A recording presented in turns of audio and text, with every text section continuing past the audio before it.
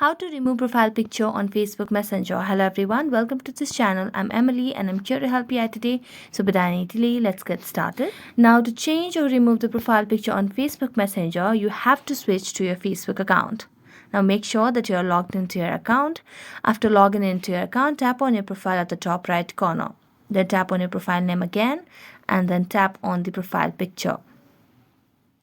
Then here you can select your profile picture or you can change it, but you cannot remove the profile picture on Facebook Messenger because the profile picture that you put on your Facebook is actually the profile picture that you're going to have on your Messenger as well. So you can only change the profile picture but not remove it. So I'm going to change it over here and then tap on save. And it's uploading the profile picture over here right now. So you can just wait until it loads. Now as you can see, the profile picture has been changed and that's it. So thank you so much for watching this video. See you next time.